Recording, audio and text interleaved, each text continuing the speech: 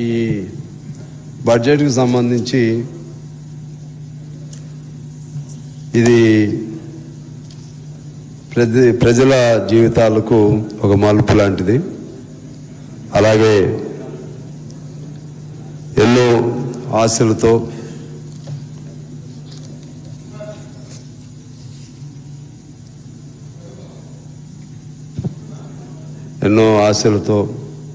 సరే అక్కడ చాలామందికి తెలియదు, ఎవరి పనుల్లో వాళ్ళు ఉంటారు. తెలిసిన వాళ్ళేమో ముఖ్యంగా నిరుద్యోగులు కానీ లేకుంటే ఇతర రైతులు కానీ ఇంకా కూలీలు కానీ ప్రతి ఒక్కరూ నాలెడ్జ్ ఉన్నటువంటి వాళ్ళు ఈ బడ్జెట్ వలన మా జీవితాల్లో ఏమైనా మార్పు జరుగుతుందా అని చెప్పి ఆలోచన చేసేవాళ్ళు ఉంటారు. చాలామంది వాళ్ళకి వాళ్ళ పనుల్లో వాళ్ళు ఉంటారు, బడ్జెట్ ఏంటో తెలియదు, లేకపోతే లెక్కలు డొక్కలు ఇవన్నీ కూడా వాళ్ళకి ఏమీ తెలియదు. అధ్యక్ష, బడ్జెట్ అంటే కొన్ని ప్రధానమైన అంశాలు: 1 అభివృద్ధి, 2 సంక్షేమం, 3 వ్యవసాయం, విద్య, వైద్యం, పరిశ్రమలు, ఇరిగేషన్. ఇవి ప్రధానంగా. దీనిలో అంతర్గతంగా మైనారిటీస్ కానీ దళిత్స్ కానీ లేకపోతే ఇతర పేద వర్గాలు ఇవన్నీ కూడా అంతర్గతంగా ఉంటారు. అదేవిధంగా అల్టిమేట్గా ఏంటంటే జీతభత్యములు, అలాగే ఈ అసెంబ్లీ ఆమోదం తీసుకుని రేపు కొత్త ఆర్థిక సంవత్సరం ఖర్చు పెట్టడం. ఇది బడ్జెట్. ఈ బడ్జెట్కి సంబంధించి ప్రతి ఏడు మనం పెడతానే ఉంటాం, పెరుగుతూ ఉంటుంది బడ్జెట్, అంచనాలు పెరుగుతూ ఉంటాయి. కానీ ఈ బడ్జెట్ ఫలితాలు ఎవరికి వెళుతున్నాయి? బడ్జెట్ చూస్తే మనకి వృద్ధి రేటు, తలసరి ఆదాయం వృద్ధి రేటు అంటాం, అలాగే జీడిపి వృద్ధి రేటు చెప్తాం, లేకపోతే తెలంగాణ ధనిక రాష్ట్రం అని చెప్పుకుంటాం. కానీ కింద ఉన్నటువంటి జనం వాళ్ళ జీవితాల్లో ఏమీ మార్పు ఉండట్లేదు. ఎందువల్లంటే మనకు చాలామంది తెలుసు, పేదవాడు ఇంకా పేదవాడుగానే ఉంటున్నారు. ఏదో పిచ్చి పిచ్చి లెక్కలు చెప్తారు.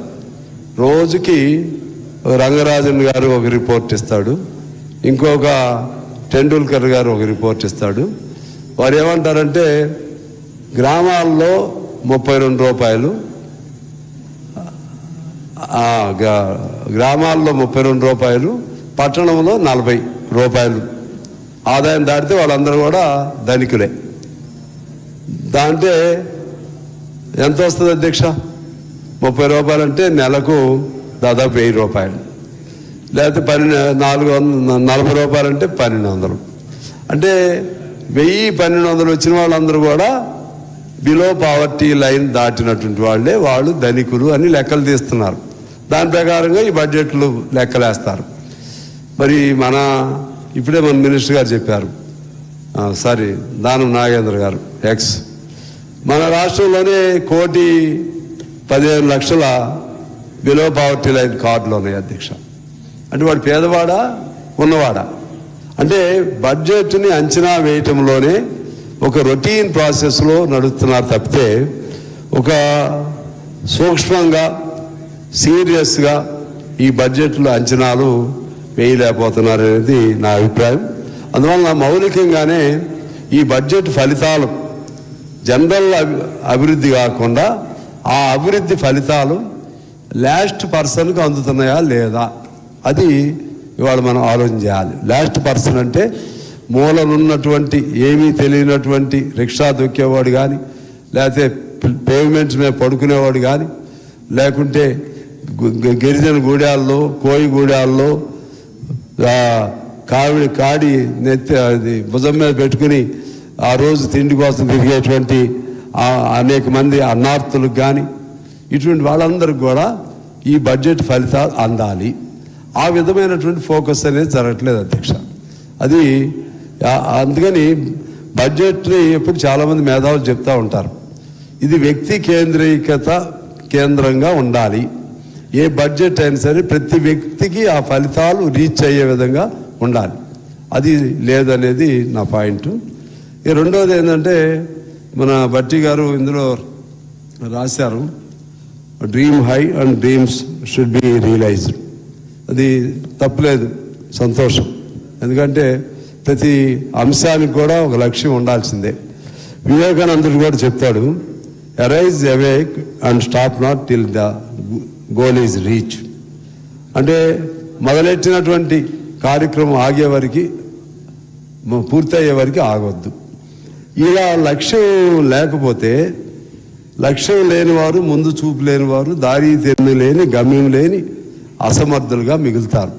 అందువలన ఆ లక్ష్యంలో భాగంగానే 47 నాటికి 3 ట్రిలియన్ ఆర్థిక వ్యవస్థ కొరకు కూడా విజన్ పెట్టుకున్నారు. అదేమి తప్పు కాదనేది నా అభిప్రాయం.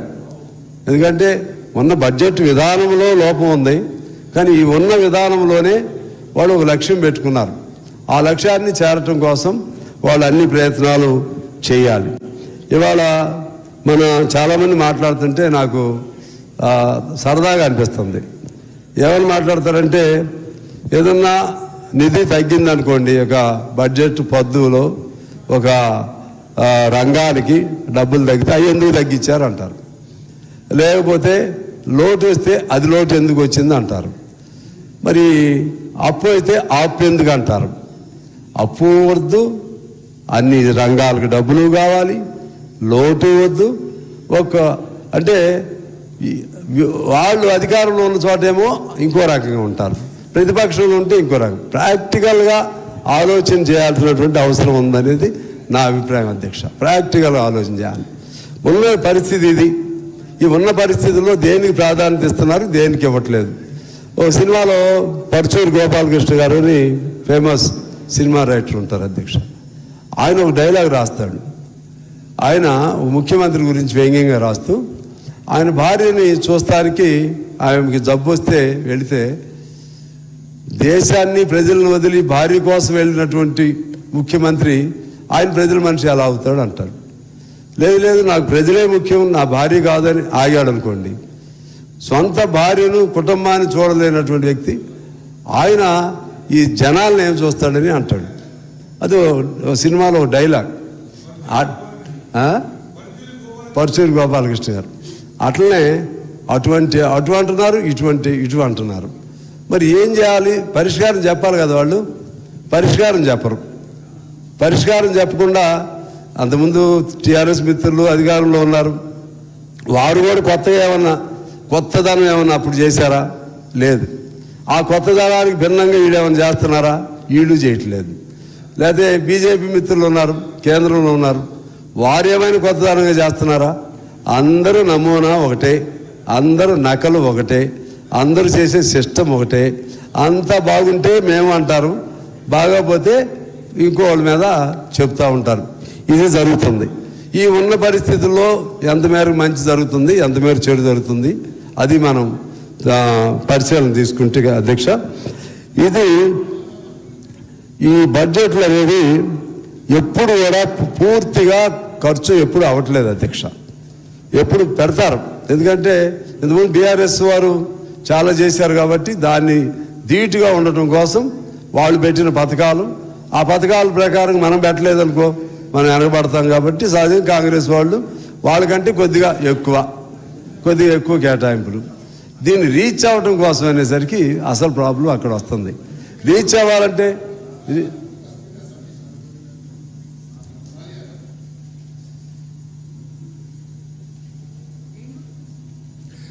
గుర్తు చాలా ఇంపార్టెంట్ అత్తమ్మా ఇది. సార్ మాఫీ చాతు నేను మాట్లాడేటప్పుడే చెప్దాం అనుకున్నాను సార్. ఇక్కడ శాసనసభ్యులకు వర్కింగ్ లంచ్ పెడుతున్నారు మీరు. ఇక్కడ ఉండే స్టాఫ్కి కానీ, బయట ఉండే స్టాఫ్ కానీ, గన్మెన్లు కానీ ఇప్పుడు వచ్చేప్పుడు చూస్తే బయట నుంచి క్యారేజీలు పట్టుకొని వచ్చి తింటున్నారు. వాళ్ళకు కూడా ప్రొవైడ్ చేయండి సార్. భోజనం లేక చాలామంది స్టాఫ్ మెంబర్స్, మన గన్మెన్లు, వీళ్ళు ఎత్తుకుంటున్నారు భోజనం ఎక్కడ తినాలని. సో హౌస్ నడిచేటప్పుడైనా కనీసం వర్కింగ్ లంచ్ ఉన్నప్పుడు వాళ్ళకు భోజనం పెట్టేయండి సార్. స్టాఫ్కి, పోలీసు, మొత్తం అందరు కూడా సార్.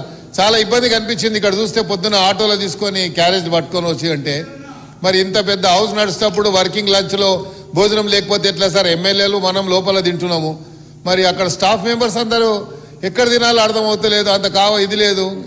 వాళ్ళకు కూడా దయచేసి స్టాఫ్ మెంబర్స్కి అందరికీ పోలీస్ కానీ ఇర్రెస్పెక్టివ్ ఆఫ్ ఎనీ డిపార్ట్మెంట్ వాళ్ళకు కూడా భోజనం ఎల్ఏ మినిస్టర్ గారు దయచేసి రేపటి నుంచి అన్న వర్కింగ్ లంచ్ ఉంటే పెట్టండి దయచేసి. సారీ సార్, నన్ను పెట్టమంటే పెడతా, మా అత్తమ్మ పర్మిషన్ ఇవ్వను. అయితే అధ్యక్ష, మీకు 2014-15 అంటే కొంతమంది చెప్పారు కదా డబ్బులు ఎక్కువ పెడుతున్నారు, దానికి తగ్గట్లు ఖర్చులు పెట్టట్లేదని. ప్రతి బడ్జెట్లోనూ అధ్యక్ష 14-15లో 39,386 కోట్లు ఖర్చు కాలేదు. 15-16లో 34,166 కోట్లు ఖర్చు కాలేదు. 16-17లో 37,663 కోట్లు ఖర్చు కాలేదు. 17-18లో 30,444 కోట్లు ఖర్చు కాలేదు. 18-19లో 34,254 కోట్లు ఖర్చు కాలేదు. 19-20లో 13,984 కోట్లు ఖర్చు కాలేదు. 20-21లో 23,684 కోట్లు ఖర్చు కాలేదు. 21-22లో 20,743 కోట్లు ఖర్చు కాలేదు. 22-23లో 19,247 ఖర్చు కాలేదు. 23-24లో 64,000 కోట్లు ఖర్చు కాలేదు అధ్యక్ష. 24-25 అంటే పోయిన సంవత్సరం 24,206 కోట్లు ఖర్చు కాలేదు. 25-26 ఇప్పుడు జరుగుతున్న సంవత్సరం 23,000 కోట్లు ఖర్చు కాలేదు. ఇది అధ్యక్ష. అంటే ఏ ప్రభుత్వం కూడా ఎవరైనా సరే టోటల్గా యాక్యురేట్ బడ్జెట్ అంటేనే అంచనా. అంచనా అంటే 100% దాన్ని కొలమానాలతో జరగదు. వేస్తారు, అంచనా వేస్తారు. ఆ అంచనాలో కొంత రీచ్ అవుతారు, కొంత ఫెయిల్ అవుతారు. ఉన్నదానిలో నిజాయితీగా చేస్తున్నారా లేదా, నీతివంతంగా చేస్తున్నారా లేదా, చిత్తశుద్ధి చేస్తున్నారా లేదా, అది చూడాలనేది మీ ద్వారా నేను తెలియజేస్తున్నాను అధ్యక్ష. ముఖ్యంగా మనకు వచ్చేసరికి మనం ఎందుకు మన తెలంగాణ రాష్ట్రం ధనిక రాష్ట్రం అంటాం, ఎందుకు వెనకబడుతున్నాం, మన డబ్బులు ఎట్టిపోతున్నాయి. ఇందా చాలా వాదనలు జరిగినాయి. జిఎస్టీ అనేది వచ్చిన తర్వాత కేంద్రానికి అది ఒక వజ్రాయుధంలాగా దొరికింది అధ్యక్ష. ఆ జిఎస్టీ ద్వారా మొత్తం పెత్తనం అంతా కూడా వాళ్ళ చేతుల్లో తీసుకున్నారు. ఆయా రాష్ట్రాలకి వాళ్ళపైన పరాధీనం ఉండే విధంగా, ఆధారపడే విధంగా చేస్తున్నారు. ఇప్పుడు పేరు చెప్పకూడదు కానీ మన ఏపీ గవర్నమెంట్ ఉంది, మనం చూసాం. అంతకుముందు ఎలా ఉండేది పరిస్థితి, బీజేపీతో పొత్తు పెట్టుకున్నాక ఎలా ఉంది. తెలంగాణలో ఇంతకుముందు టీఆర్ఎస్ ఉన్నప్పుడు కూడా ఒక్క ప్రాజెక్ట్ అయినా మనకి ఇచ్చారా అధ్యక్ష? కాళేశ్వరం కానీ ఇంకోటి కానీ అనేక బకాయిలు ఉన్నాయి. తెలంగాణ ఉన్నప్పుడు విభజన చట్టంలో మనకు రావాల్సిన బకాయిలు అనేక ఉన్నాయి. ఒక్క రూపాయలు ఇచ్చారా? లెక్కలు తీస్తే దాదాపు 50-60 కోట్లు రావాలి అప్పుడే, తెలంగాణ అంటే టీఆర్ఎస్ ఉన్నప్పుడే. అదే పద్ధతుల్లో ఇప్పుడైనా సరే ఒక్క పథకం ఏమన్నా ఇస్తున్నారా అంటే వారు చెప్తున్నారు 12 లక్షల కోట్లు. అది రొటీన్ కేంద్ర ప్రాయోజిత పథకాలు ఉంటాయి, రైల్వేస్ ఉంటాయి, లేకపోతే పెద్ద నేషనల్ హైవేలు ఉంటాయి. అవన్నీ పార్ట్ ఆఫ్ గవర్నెన్స్, అవి ఆటోమేటిక్గా రావాలి. కానీ మనకి బాధలో ఉన్నప్పుడు మనకు రావాల్సినవి ఏమన్నా ఉన్నాయా? వాళ్ళ లెక్క ప్రకారంగా అధ్యక్ష మన ట్యాక్స్ డెవల్యూషన్ ఒకటి ఉంటుంది. ట్యాక్స్ డెవల్యూషన్ అంటే పన్ను మీద పన్ను ఆధారంగా విభజితం. దాని ప్రకారంగా మొత్తం 41% అన్ని రాష్ట్రాలకి ఇస్తారు అధ్యక్ష. అంటే రాష్ట్రానికి 41% కాదు, మొత్తంగా 41%. ఆ 41%లో మనకెంత వస్తుంది అనేది వచ్చినప్పుడు మనకి అంటే ఇప్పుడు కొద్దిగా పెరిగింది ఈసారి కొద్దిగా ఎలా మొత్తం అంటే 40% 15,26,255 కోట్లు వస్తాయి మొత్తం దేశం మీద. దానిలో తీస్తే మనకి ఇప్పుడు ఎంత ఇచ్చారంటే 2.17 కొద్దిగా పెరిగింది. దానివల్ల మనకి ఎంత వస్తుంది అంటే 33,180 కోట్లు అధ్యక్ష. కానీ ఉత్తరప్రదేశ్కి 17.62, బీహార్కు 9.95. నేను కొద్దిగా చెప్తున్నాను. అంటే దానికి ఏం చెప్తారంటే జనాభా అంటారు, వెనకబడతానం అంటారు. మరి మనం ఏమంటున్నాం? పెర్ఫార్మెన్స్ బేస్గా మనకి ఇవ్వాలని అంటున్నాం. మన వాళ్ళు దెబ్బలాడారు, కొద్దిగా పెంచారు. కానీ ఈ డబ్బులు ఏ మూలం సరిపోతాయి? తర్వాత కొన్ని మొత్తం లెక్కలు ఉన్నాయి. అసలు డబ్బులు రావట్లేదని కాదు, మన నుంచి పోయేదంతా. మన నుంచి కేంద్రానికి దాదాపు మన నుంచి జిఎస్టీ పేరుతో కానీ ఇంకో పేరుతో కానీ 2 లక్షల కోట్ల పైన పోతున్నాయి అధ్యక్ష. వారి నుంచి మనకు వచ్చేది అన్ని కలిపిన 70-80 వేల కోట్లు. పోనీ వారు చెప్పిన లెక్క ప్రకారం మేము చూసినా 10 ఏళ్లలో వారు చెప్పిన లెక్కే 12 లక్షల కోట్లు, అంటే 1 లక్ష కోట్లు. మన నుంచి పోయేది ఎంత అంటే మొత్తం పరిపాలన సంవత్సరం మీద మొత్తం కాదు. అయితే అధ్యక్ష మరి ఈ డబ్బుల్లో మరి మన డబ్బులు మనకి ఇవ్వాలంటే మేము మొత్తం పరిపాలన చేయాలి కదా అంటారు. మొత్తం పరిపాలన చేయటానికా పెత్తనం చేయటానికా? ఎందుకంటే మనం స్పష్టంగా చూస్తున్నాం అధ్యక్ష. కొన్ని రాష్ట్రాల పట్ల ఒక రకంగా, కొన్ని రాష్ట్రాల పట్ల ఇంకో రకంగా. సరే, సహజంగా ఎవరి పార్టీ వాళ్ళు సపోర్ట్ చేసుకుంటారు. మనం ఇంపార్షియల్గా అన్బయాస్డ్గా చూస్తే మన తెలంగాణకు మనం వస్తున్నటువంటి పెర్ క్యాపిటాలో కానీ లేకపోతే జిఎస్డిపిలో కానీ మనకి రావాల్సిన వాటా లెక్క ప్రకారం చూస్తే బాగా ఉన్నాం, కానీ మన వాటా మనకు రావట్లేదు. ఇది కూడా ఒక లోపమే. ఈ బడ్జెట్ లోటుకు రావడానికి అది కూడా ఒక లోపమే అనేది నా అభిప్రాయం అధ్యక్ష. అంటే ఇదేమో 41%, మళ్ళా 42 రూపాయలు రావటం వేరు. మొత్తంగా ఇవన్నీ కాలేసి 42 రూపాయలు ఇస్తున్నారు మనకి. ఇది కేంద్రం నుంచి మనకు జరుగుతున్నటువంటి అన్యాయం అధ్యక్ష. తర్వాత మన అప్పులు ఎఫ్ఆర్బిఎం పరిధిలో రివైజ్డ్ ఎస్టిమేషన్ ప్రకారం 5,03 కోట్లు. తర్వాత ఇప్పుడు కొత్తగా పెట్టింది మళ్ళా ఇంకో 82 కోట్లు. టోటల్గా 5,62,363 కోట్లు ఇప్పుడు మళ్ళా అప్పు మన నెత్తి మీదకి వస్తుంది అధ్యక్ష. ఆఫ్ బడ్జెట్ అంటే గవర్నమెంట్ గ్యారంటీస్ ఒకటి, స్పెషల్ పర్పస్ వెహికల్స్ అని ఏర్పాటు చేసి దాని ద్వారా తెచ్చుకునేవి, 3వది కార్పొరేషన్. ఈ 3 ద్వారా చేసే అప్పులు 3,01 కోటి పైన ఉంటుంది అధ్యక్ష. మొత్తం అప్పులు చూస్తే 8,68,198 కోట్లు మళ్ళీ ఇప్పుడు అద్దె వచ్చేసినాయి. ఎవరు చేశారా, ఎందుకు చేశారు, ఆ లోపలికి వెళ్ళట్లేదు నేను. మొత్తం మీద అప్పులు ఉన్నాయి. ఈ అప్పులన్నీ ఒక్కరి మీదే బాధ్యత, ఒక్కరి వల్లనే అని చెప్పడం కూడా అన్యాయం. పెరుగుతా వస్తున్నాయి. రాష్ట్రం విడిపోయినప్పుడు 60,000 మన వాటా 60,000 కోట్ల అప్పు. ఇప్పుడు తర్వాత వచ్చేసరికి పోయినసారి లెక్కేసుకున్నాం దాదాపు 3 లక్షల కోట్ల పైన అప్పులు వచ్చినాయి. ఇవి కాక లేదా ఆఫ్ ద బడ్జెట్ ఇవి కాక, అందువలన వాళ్ళు అప్పు చేశారు, వీళ్ళు కూడా చేయాల్సి వస్తుంది. ఆ అప్పును తీర్చడం కోసం మళ్ళీ వీళ్ళు అప్పు. టోటల్గా ఇది ఒక వెషియస్ సైకిల్ లాగా, ఇది ఆగదు, ఇది నడుస్తూనే ఉంటుంది. ఆగకపోతే అప్పులు తీర్చాలి, అప్పులు తీర్చకపోతే మళ్ళా బండి నడవదు, జీతాలు ఇవ్వాల్సిందే, లేకపోతే అన్నీ చేయాల్సిందే. మరి ఎట్లా దీని పరిష్కారం? ఆ పరిష్కారం ఆలోచన చేయాల్సినటువంటి అవసరం ఉంటుంది. శ్రీధర్ బాబు గారు, దీని మీద మీరు సీరియస్గా ఆలోచన చేయండి సార్. ఎందువల్లంటే అందరం చెప్తాం, విమర్శ పెట్టాలంటే నేను కూడా చెప్తా, విద్యారంగానికి మీరు ఎంత పెట్టాలి, లేకపోతే దళితులకు ఎంత ఇవ్వాలి, లేకపోతే వ్యవసాయ రంగాన్ని ఎంత కోత పెట్టారు, ప్రతి రంగం మీద మీరు చెప్పినవన్నీ కూడా విమర్శ పెట్టవచ్చు నేను. కానీ నాకు పెట్టబుద్ధి కావట్లేదు. ఎందుకంటే knowing fully well about your financial condition, ఎట్లా పెట్టాలో అర్థం కావట్లేదు, ఎట్లా విమర్శ పెట్టాలో అర్థం కావట్లేదు. విమర్శ పెట్టడం కోసం విమర్శ పెట్టవచ్చు, కానీ విమర్శ పెట్టాలంటే దానికి పరిష్కారం ఏంటి? అందువల్ల మీరు పరిష్కారాన్ని వెతుక్కోవాలి. మన్మోహన్ సింగ్ గారు, పివి నరసింహారావు గారు చేశారు చూసారా. అవసరమైతే మరి ఏమైనా బంగారం లాంటిది ఉంటే తాకట్టు పెడతారా? ఎందుకంటే మీరు తప్పు తీసుకోవద్దు, ఏదున్నా సరే ఇది వాళ్ళైనా మనం ఇప్పుడు భారం మీ మీదకి వచ్చేసింది. నేను అనేది ఏంటంటే, తర్వాత ఇది కాక మళ్ళీ బకాయిలు ఉన్నాయి. అసలు మీకు పెద్ద తలనొప్పి ఇది. మీరు స్కీములైనా అమలు చేయటంలో 2 రోజులు లేట్ అయ్యి సారీ చెప్పొచ్చు. పెన్షన్ ఆడవాళ్ళకి ఇచ్చే 4,000 ఇస్తామన్నారు, 2,500ది, లేకపోతే ఇతర పెన్షన్స్ ఇస్తామన్నారు. అది నమస్కారం పెట్టి కొద్దిగా లేట్ అయిద్దమ్మా అని చెప్పొచ్చు. కానీ ఇమీడియట్గా ఇప్పుడు రిటైర్ అయిన ఉద్యోగస్తులది ఉంది, వాళ్ళది ఇవ్వకపోతే మా డబ్బులు మేము దాచుకున్న డబ్బులు అంటున్నారు. లేకపోతే ఫీజు బకాయిలు ఉన్నాయి, వాళ్ళకి పిల్లల బాధలు. ఇలా ఇప్పుడు ఇమీడియట్గా 70,000-80,000 కోట్లు నాకు తెలిసి, నాకు కరెక్ట్ ఫిగర్ లేదు. ఇమీడియట్గా మీకు మళ్ళా బకాయిలు ఉన్నాయి.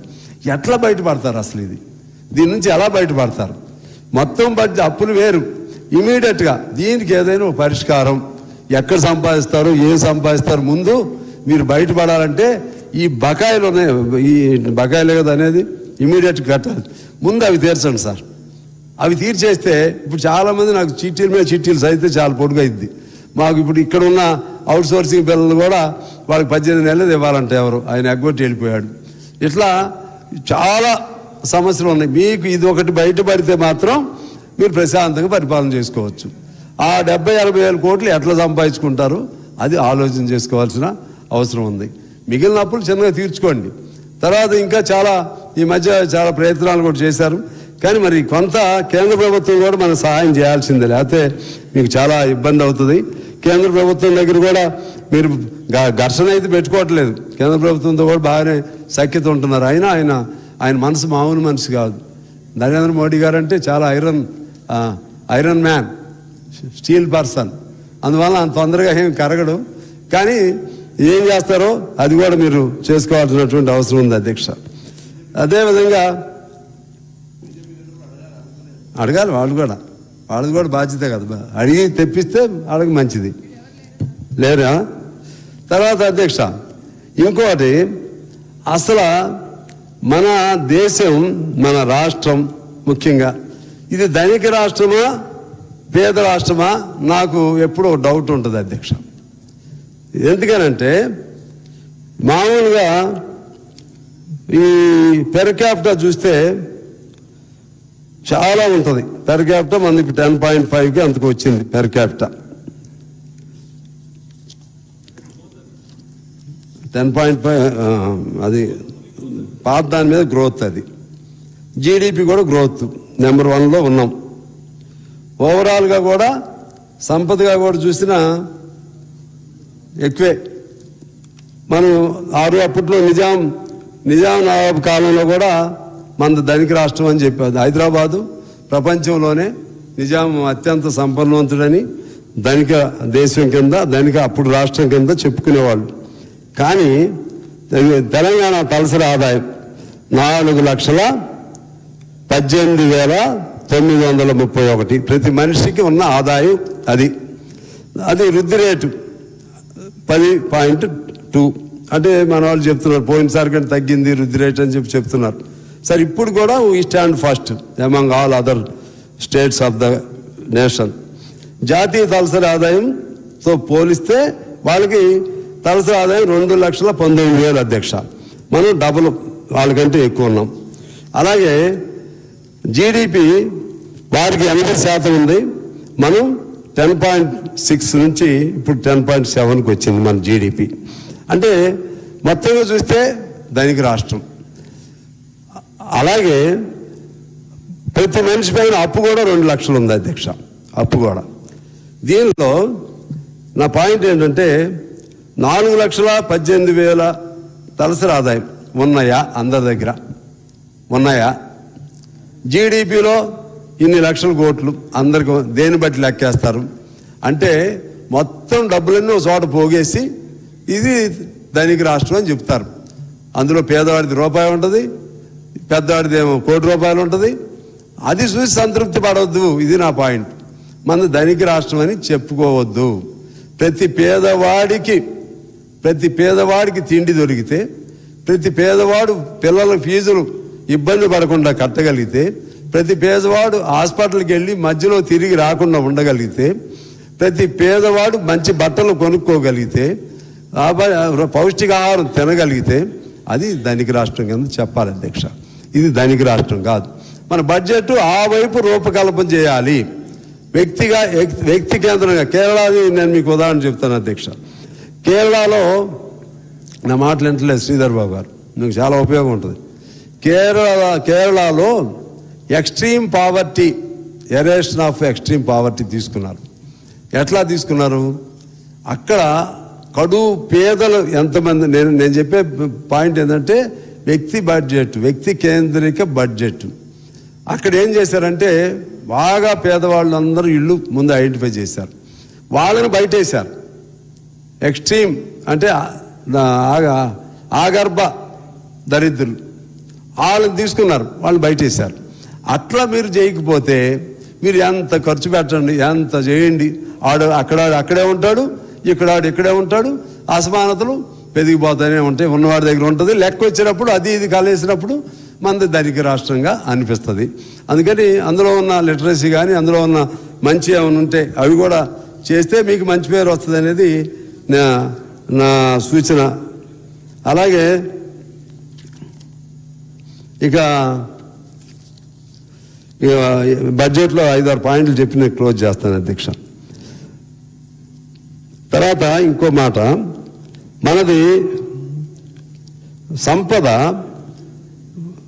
British Raj to billionaire Raj అనే పేరుతో ఒక ఎకానమిస్ట్ ఒకటి రాశాడు. అప్పుడు మనం 1% ప్రజల చేతుల్లో 21% సంపద ఉండేది మన స్వాతంత్రం వచ్చినప్పుడు. ఇప్పుడు ఎంత ఉందంటే 1% ప్రజల చేతుల్లో 90% సంపద వచ్చింది అధ్యక్ష. సంపద 1% ప్రజల్లో పోగుబడిపోయింది. అదేవిధంగా 10% ప్రజల చేతుల్లో 90% ఆస్తి ఉంది. మొత్తంగా చూస్తే ఆకలి సూచికలో మన దేశం 117వ స్థానంలో ఉంది. ఆకలి సూచికలు అంటే దేశం 5వ ఎకానమీ, ఇప్పుడు 4వ ఎకానమీలోకి వెళ్ళిపోతున్నాం. కానీ ఆకలి సూచికలో 117వ స్థానంలో ఉంది. ఇప్పుడు ఇవన్నీ మీకు దీనికి సంబంధం ఏంటని అనుకోవాల్సిన అవసరం లేదు అధ్యక్ష. ఇవన్నీ బడ్జెట్ రిలేటెడ్, ఇవన్నీ బడ్జెట్. ఇదేం ఓవరాల్ పిక్చర్ నేను చెప్పేది. లోపలికి వెళితే దాన్ని బేస్ చేసుకుని బడ్జెట్లు చేయమని నా కోరిక. ఇక రెవెన్యూ బడ్జెట్లోకి వస్తాను అధ్యక్ష. రెవెన్యూకి వచ్చేసరికి మీరు చాలా జాగ్రత్తగా ఆలోచన చేయాల్సిన అవసరం ఉంది. రెవెన్యూలో ఏమీ సిస్టమ్ బాగుపడలేదు. తెలంగాణ మన కాంగ్రెస్ పార్టీ అధికారంలోకి వచ్చినాక అప్పుడు సాదా బైనామాలు 9 లక్షలు ఉన్నాయి అధ్యక్ష. కనీసం 5% కూడా సెటిల్ కాలేదు. దానికి అనేక అడ్డంకులు. సాదా బైనామా అంటే అసలు పట్టేదారు సంతకం పెట్టాలి, ఆయన పెట్టడం, డబ్బులు ఇవ్వాలి. అసలు కొంతమంది చచ్చిపోయి ఉంటారు, పెట్టరు. దాన్ని ఎట్లా పేరుకి మనం అసలు అప్పుడు మీరు అధికారంలోకి వచ్చింది ధరణి పేరుతో దానికి వ్యతిరేకంగా సగం బలం మీకు వచ్చింది. భూభారతి పెట్టి అసలు దాన్ని పరిష్కారం కోసం మీరు కూర్చున్నారా? సాదా బైనామాని ఏం చేద్దామని. అదేవిధంగా ఏజెన్సీలో కానీ లేకపోతే కొన్ని చోట్ల కానీ ఆ రోజుల్లో దొరలు ఉన్న చోట కాస్తు కాలం ఒకటి ఉండేది అధ్యక్ష. కాస్తు కాలం అంటే పట్టేదాడు పేరుతో అస్సలు పట్టేదాడు, పాత పట్టేదాడు పేరు ఆడ ఉంటుంది. కాస్తు కాలం ఏమో ఎవరు అనుభవం ఉంటే అనుభవదారుల కాలం. ఆ కాలం తీసేశారు ఆ ప్రభుత్వం ఉన్నప్పుడు. పెడతా ఉన్నారు, మీరు ఇంతవరకు పెట్టలేదు. దానికేం అడ్డం వచ్చింది మీరు చెప్పాల్సిన అవసరం ఉంది అధ్యక్ష. అదేవిధంగా రెవెన్యూ కోర్టులు కూడా నడవటం లేదు. సర్వే అనేది అసలే లేదు. రీసెటిల్మెంట్ రిజిస్టర్ RSR అది నడవట్లేదు. అంటే అవి సర్వే నెంబర్ మిస్ మ్యాచ్ ఉంటే దాన్ని సరిచేసే దిక్కే లేదు, సరిచేసే వాళ్ళే లేరు. అంటే వీటన్నిటికీ ఏం చేయాలి? సర్వే చేసి అప్పుడు కేసీఆర్ గారు చెప్పేవాడు మొత్తం టోటల్ సర్వే పెట్టిస్తానని. 1930లో మనకు సర్వే జరిగింది అధ్యక్ష. 1930లో అప్పటి వరకు సర్వే లేదు. రోజు ప్రతి చోట తెలంగాణలో అయితే రిజిస్ట్రేషన్ లేవు, సర్వే లేదు. అంత గందరగోళం, ఒకరి మీద ఒకరి ఘర్షణలు, గొడవలు. దీన్ని సరిచేయటానికి ఓ సర్వే, టోటల్ సర్వే వైపు మీరు వెళ్ళాలని నేను కోరుతా ఉన్నాను అధ్యక్ష. ఇక దీనికి సంబంధించి అసలు సమస్య ఇప్పుడు మీ కంప్లైంట్ కూడా ఇస్తాను అధ్యక్ష. మీ ద్వారా గవర్నమెంట్కి మీరు పంపించాల్సిన అవసరం ఉంటుంది. ఏంటంటే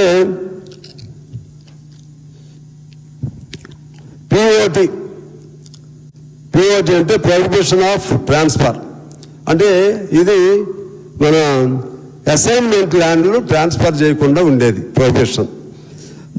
దాన్ని ట్రాన్స్ఫర్ చేసే అవకాశాన్ని అప్పుడు ప్రభుత్వాలు ఆలోచన చేస్తే బొజ్జా తారకం, కోనేరు రంగారావు గారు లాంటి వాళ్ళు పేదవాడికి ఇచ్చింది, పేదవాడి కిందే ఉండాలని ఫైట్ చేశారు. 2015 నుంచి ఇప్పుడు ఏదో పేదవాడి దగ్గర పేదవాడు కొనుక్కుంటే ఇవ్వచ్చని సెక్షన్ 53 ప్రకారం సెక్షన్ 3 ప్రకారం ఉందని అంటున్నారు అధ్యక్ష. ఇప్పుడు 25 లక్షల ఎకరాలు అసైన్మెంట్ భూమి ఉంది సార్, మీరు వినాలి. 25 లక్షల ఎకరాలు అసైన్మెంట్ భూమి ఉందండి. ఆ భూమి ఎవరి చేతుల్లో ఉంది అది మీరు ఆలోచన చేయండి. మీకు బాకీలు తీరాలంటే, మీ బడ్జెట్ నడవాలంటే ఆ అసైన్మెంట్ భూమి పేదవాడి చేతుల్లో ఉంటేనేమో పర్వాలేదు, పేదవాడి చేతుల్లో నాకు తెలిసి 5% కూడా లేదు. ఆ భూమి అంతా ఉన్నవాడి చేతుల్లోకే వెళ్ళిపోయింది. మీరు ప్రభుత్వంగా మీకు ధైర్యంగా చేసి ధైర్యం ఉంటే అని నేను అన్న, కానీ ధైర్యం చేసి మీరు దీన్ని ఆపండి, మీకు చాలా ఆస్తి కలిసి వస్తుంది. ఉదాహరణ దాంతోపాటు అధ్యక్ష, ఇది ఎవరిచ్చారు? రాజశేఖర రెడ్డి గారు ఇచ్చింది. అసైన్మెంట్ ల్యాండ్స్ రాజశేఖర రెడ్డి గారి టైంలో 7 సార్లు ఇచ్చారు, ఎన్టీఆర్ గారి టైంలో ఇచ్చారు. ఇంకో ఇష్యూ ఉంది అధ్యక్ష, పిఓబి అంటారు. అంటే ఇది సోమేష్ కుమార్ గారు ప్రొహిబిషన్ ఆఫ్ బుక్. పిఓబి ఏంటంటే ప్రభుత్వ భూమి 1,000 ఎకరాలు ఉందనుకోండి, అందులో పట్టా ఒక వ్యక్తికి 10 ఎకరాలు 100 ఎకరాలు ఉందనుకోండి, లేకపోతే 1000 ఎకరాల్లో గవర్నమెంట్ భూమి 100 ఎకరాలు ఉంది, 900 పట్టా. ఈ సోమేష్ కుమార్ గారు ఏం చేశాడంటే ఈ మొత్తం పిఓబిలో వేసేసేయండి అన్నాడు. దాదాపు 1 కోటి ఎకరాలు అప్పుడు పిఓబిలో వేశారు అధ్యక్ష. అంటే నీకు దాని నుంచి బయటికి రావట్లేదు ఇప్పుడు కూడా. దాని నుంచి ఇప్పుడు ఏంటంటే పిఓబి అంటే ఏంటంటే అధ్యక్ష ప్రొహిబిషన్. ఆ భూమి సపోజ్ ఒక 100 ఎకరాలు రైతులకు, 100 ఎకరాలు ప్రభుత్వం ఉంది, 900 రైతులతో ఇంకోటిది ఉంది. ఈ 100 ఎకరాలు పోకూడదు కాబట్టి మొత్తాన్ని ప్రొహిబిషన్లు పెట్టండి. ఇది ఇప్పుడు కొద్దిగా బయటకు వస్తుంది అంటున్నారు. ఇదైతే అసైన్మెంట్ మాత్రం రావట్లేదు. దీని మీద మీరు సీరియస్గా చూడాలి. రైతుల బాధలు అక్కడే ఉన్నాయి. 9 లక్షలు సాదాబైన వాళ్ళు అలాగే ఉంది. అసలు దీని వలన ఏం మార్పు వచ్చింది అని సిన్సియర్ గుండెమే చేసుకుని ఆలోచన చేస్తే ఏం పెద్దగా మార్పులు రాలేదని చెప్పడానికి నేను చింతిస్తున్నాను. స్నేహితులు కదా, స్నేహంగా చెప్పాలి.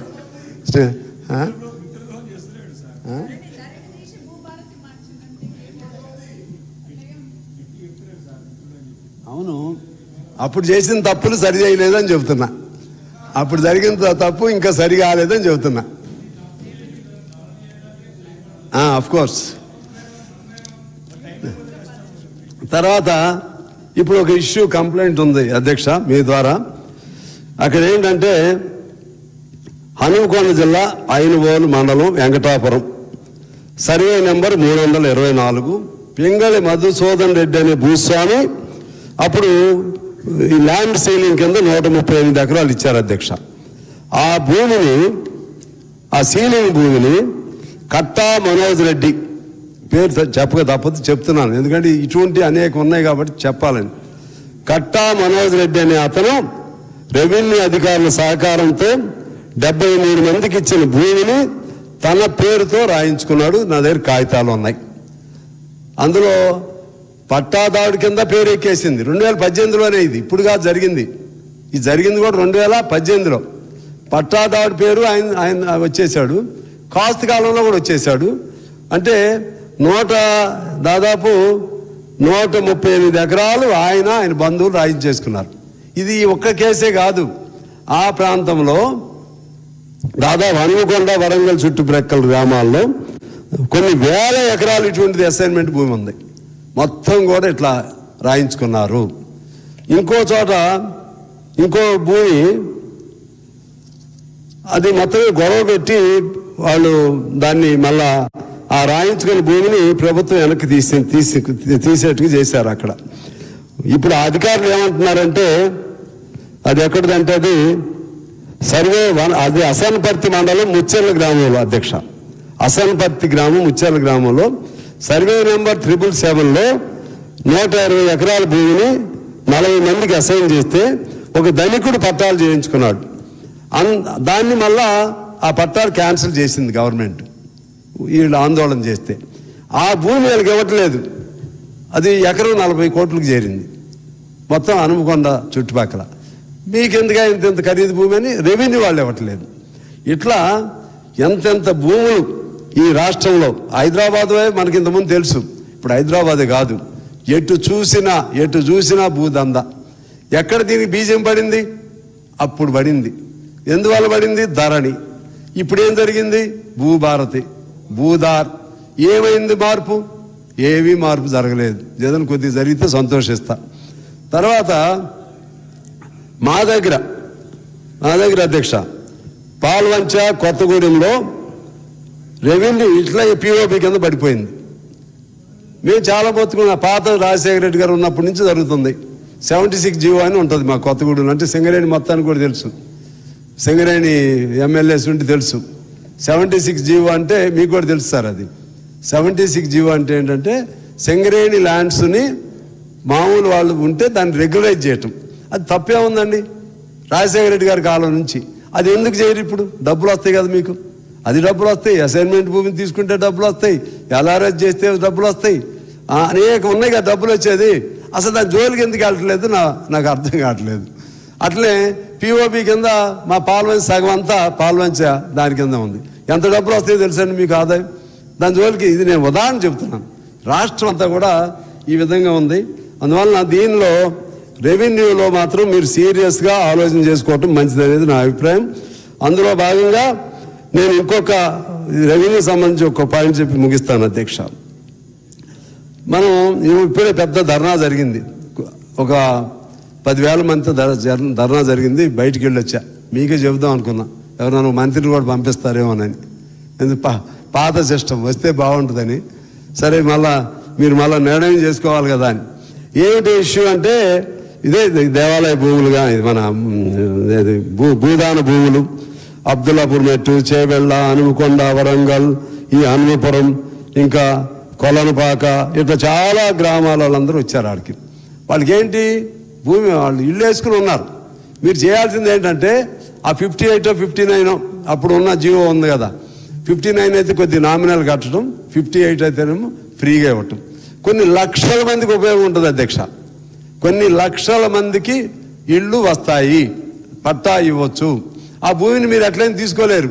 మీరు తీసుకోవాలంటే వెలుగు మాటలు అయింది. మళ్ళా ఇప్పుడు ఉన్న భూములు ఖాళీ చేయాలనుకోండి, మళ్ళీ ఇంకో వెలుగు మాటలు అయింది. మీరు తీసుకోలేరు, ఎన్నో ఏళ్ల నుంచి ఉంటున్నారు. తీసుకోని భూమి పైన మీరు వాళ్ళకి ఏదైనా పట్టా ఇస్తే సంతోషం అని చెప్పి మీ ద్వారా నేను ప్రభుత్వానికి తెలియజేస్తున్నాను అధ్యక్ష. అదేవిధంగా ఓవరాల్గా వచ్చేసరికి రెవెన్యూ సంబంధించి ఇప్పుడు నేను చెప్పినట్లుగా ఖచ్చితంగా మీరు అసైన్మెంట్ ల్యాండ్ 25 లక్షల ఎకరాలు మొత్తం ఎక్కడెక్కడ ఎవరి చేతుల్లో ఉందో లెక్క తీయాలి. లెక్క తీయటం కోసం కమిటీ వేయాలి. మీరు ప్రభుత్వం కమిటీ వేయాలి. ఎవరి చేతుల్లో భూస్వాముల, ధనికవంతుల, పేద ఎస్సీలని, పేద బీసీలని వాళ్ళ భూములు లాక్కుని ఎవరున్నారో వాళ్ళపైన మీరు కేసులు పెట్టాలి. ఆ భూమిని మీరు స్వాధీనం చేసుకుంటే మీ ప్రభుత్వానికి చాలా ఉపయోగం ఉంటుంది అనేది నా సలహా. అదేవిధంగా పిఓబి కింద కొన్ని లక్షల ఎకరాలు అప్పుడు ఉన్నటువంటి పెద్ద అధికారి ఆయన ఒక దాన్ని ఏమంటారు, ఒక నెట్ లాగా చేసి అందులో ఇరికిచ్చిపోయాడు. దాని నుంచి మీరు బయటకు తీయండి. అది మీకు దానివల్ల కొనుగోళ్ళు అమ్మకాలు జరిగితే దానికి మీకు ఆదాయం కూడా వస్తుందని చెప్పి నేను సీరియస్గా మీకు చెప్తున్నాను అధ్యక్ష. ఇక పరిశ్రమలకు సంబంధించి 3,747 కోట్లు పెట్టారు అధ్యక్ష. నాకు తెలిసి పరిశ్రమలు అనేవి మర్చిపోయాం అధ్యక్ష. కొత్త పరిశ్రమ అనేది మర్చిపోయాం. పూర్వం డిమాండ్ చేసేవాళ్ళం ఆ పరిశ్రమ ఈ పరిశ్రమ అని. ఈ కొత్తది ప్రభుత్వ రంగంలో no industry, no new industry, no proposal for new starting any industry. మీరనే కాదు, మొత్తం దేశమే మారిపోయింది. దీనిలో మనకి చాలా నష్టం జరుగుతుంది. ప్రభుత్వ ఉద్యోగాలు లేవు. ఉన్న ఉద్యోగాలన్నీ కూడా అవుట్ సోర్సింగ్ పేరుతో ఇస్తున్నారు. ఆ అవుట్ సోర్సింగ్ అతి తక్కువ జీతాలు ఇస్తున్నారు. అంటే నీకు వాడికి జీతం ఉంటే కొనుగోలు శక్తి పెరిగితే సంపద పెరిగిద్ది. కానీ పరిశ్రమలు ఆ విధంగా మీరు కేవలం 3,747 అంటే మళ్ళీ ఇందాక నేను అన్నదానికి విరుద్ధంగా నేను చెప్తున్నాను అనుకోకండి. ఇంత మాత్రమే పెడితే ఎట్లా అని నేను అన్నా అని కాదు. మీ ఇబ్బందులు మీకు ఉంటాయి. కానీ నా ఆలోచన ఏంటంటే పరిశ్రమల్ని మనం పెంచుకోవాలి. దానిలో మీకు ఉదాహరణ చెప్పాలంటే కొత్త పరిశ్రమలు రావట్లేదు, పాత వాటిని అమ్మేస్తున్నారు, డిజిన్వెస్ట్ చేస్తున్నారు. మీ అందరికీ తెలుసు ఐడిపిఎల్, ఆజాం జాహి, ఆల్విన్ ఇటువంటి అనేక పోయినాయి. ఐడిపిఎల్ ఇవాళ మంది హైదరాబాద్ అంటే ఫార్మా హబ్ అధ్యక్ష. లక్షల మంది ప్రైవేట్ దానిలో ఉన్నారు. ఫార్మా హబ్ అంటే ఎవరు పెట్టారు తెలుసా? ఐడిపిఎల్లో పనిచేసిన వాళ్ళే ఇప్పుడు పెట్టారు. రెడ్డి ల్యాబ్స్ అక్కడ పనిచేసిన ఆయన, అరవిందో, దీవీస్, హెట్రో అందరూ చేశారు తెలియదు, కానీ పెట్రో డ్రగ్స్ నాట్కో ఎక్కువ మంది అందులోంచి బయటకు వచ్చి పరిశ్రమలు పెట్టారు, వాళ్ళు బాగా సంపాదిస్తున్నారు. ప్రభుత్వం ఏమో కొన్ని వేల ఎకరాలు లేకపోతే వేల కోట్ల విలువ కలిగిన భూములన్నీ పోగొట్టుకున్నాం, ఉద్యోగాలు లేవు. అందుకని 1-2 అయినా సరే, 1-2 అయినా మనం బయ్యారం అప్పుడు బైఫర్కేషన్ యాక్ట్ అప్పుడు బయ్యారం అప్పుడు నేనే పెద్ద ఇష్యూ దాన్ని రైజ్ చేశాను, మీ అందరికీ తెలుసు. అది 1,40,000 ఎకరాలు దాని మీద పెద్ద గొడవ జరిగింది, ఒకళ్ళకి సబ్లీజ్కి ఇచ్చారు. దాంతో మీరు రోసీ గారు ముఖ్యమంత్రిగా ఉన్నారు, కిరణ్ కుమార్ రెడ్డి గారు స్పీకర్గా ఉన్నారు. అది క్వశ్చన్ అవర్లో రేజ్ చేశాను అధ్యక్ష. నేను దాదాపు 3 గంటలు జరిగింది, పెద్ద ఇష్యూ అయింది, నేషనల్ ఇష్యూ అయింది. అల్టిమేట్గా దాన్ని రద్దు చేశారు. బైఫర్కేషన్ యాక్ట్లో తెలంగాణకి బయ్యారం స్టీల్ ప్లాంట్ కట్టాలని అప్పుడు ఒప్పందం జరిగింది. వాళ్ళకేమో రాయలసీమ స్టీల్ ప్లాంట్ అని జరిగింది అధ్యక్ష. దాన్ని వాళ్ళు పట్టించుకోరు కేంద్రం, మనం కూడా ఫైట్ చేయట్లేదు. అట్లా 1-2 పెద్ద పరిశ్రమలను ప్రభుత్వ రంగంలో కూడా పెడితే మనకు ఉపయోగం అని చెప్పి నేను మీకు సూచిస్తున్నాను. దానిపైన మీరు శ్రద్ధ పెట్టమని కోరుతా ఉన్నాను అధ్యక్ష. అదేవిధంగా సింగరేణి ఉంది అధ్యక్ష.